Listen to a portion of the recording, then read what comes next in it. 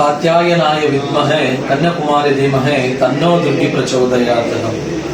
ಚೈತ್ರ ಮಾಸದ ದವನದ ಹುಣ್ಣಿಮೆ ಅಂದ್ರೆ ವಿಶೇಷವಾಗಿ ಇವತ್ತು ನಮ್ಮ ಶಕ್ತಿ ಮಾತೆಯಾದ ಗಂಗಾಜಲ ಮಹಾಚೌಡೇಶ್ವರಿ ಅಮ್ಮನವರು ಶ್ರೀರಾಮಚಂದ್ರ ಪ್ರಭುವಿನ ಅಲಂಕಾರದಲ್ಲಿ ಕಂಗೊಳಿಸ್ತಾ ಇದ್ದಾರೆ. ಅಂದ್ರೆ ಇವತ್ತು ಹನುಮಂತ ಮಹಾಸ್ವಾಮಿ ಅಂದ್ರೆ ಆಂಜನೇಯ ಹುಟ್ಟಿದಂತಹ ಪುಣ್ಯ ದಿವಸ, ಈ ಶುಭ ದಿವಸ. ಎಲ್ಲಿ ಹನುಮನು ಅಲ್ಲಿ ರಾಮನು ಎಂಬುವ ವಾಕ್ಯದಂತೆ ಹನುಮನ ಕಣಕಣದಲ್ಲೂ ಕೂಡ ರಾಮನ ಒಂದು ಬಿಂಬ ಇದೆ ಅಂತ ಹೇಳಲಿಕ್ಕೆ ಅದು ಎರಡು ಮಾತಿಲ್ಲ. ಆ ಹನುಮಂತ ಅಂದ್ರೆ ರಾಮ ಭಕ್ತ ಗ್ರೇಣರಲ್ಲೇ, ಭಕ್ತ ಶ್ರೇಷ್ಠರಲ್ಲೇ ಹನುಮಂತ ಬಹಳ ಶ್ರೇಷ್ಠನಾದಂತಹ ಭಕ್ತ.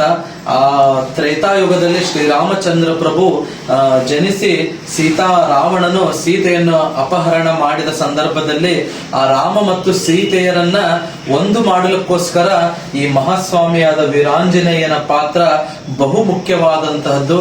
ಅದರ ಬಗ್ಗೆ ಎರಡು ಮಾತಿಲ್ಲ. ಆ ವೀರಾಂಜನೇಯ ಸ್ವಾಮಿ ಅಂದ್ರೆ ಆ ಲಂಕೆಗೆ ಹೋಗಿ ರಾವಣನನ್ನು ಕೂಡ ಸಂಹಾರ ಮಾಡಲು ರಾಮನಿಗೆ ಒಂದು ತನ್ನ ಮೂಲಕ ತನ್ನ ಕೈಲಿ ಎಷ್ಟು ಸಾಧ್ಯವೋ ಅಷ್ಟು ಸ್ವಾಮಿ ನಿಷ್ಠೆ ಮತ್ತು ಸ್ವಾಮಿ ಭಕ್ತಿಯನ್ನ ತೋರಿ ರಾಮ ಬಂಟ ಹನುಮ ಎಂದೇ ಹೆಸರುವಾಸಿಯಾಗಿದ್ದಾನೆ.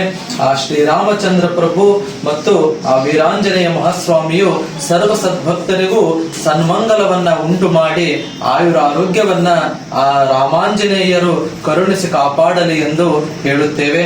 ಬೋಲೋ ಶ್ರೀರಾಮಚಂದ್ರ ಪ್ರಭು ಜಿ ಕಿ ಜೈ, ಬೋಲೋ ಶ್ರೀ ವೀರಾಂಜನೇಯ ಮಹಾರಾಜ್ ಕಿ ಜೈ.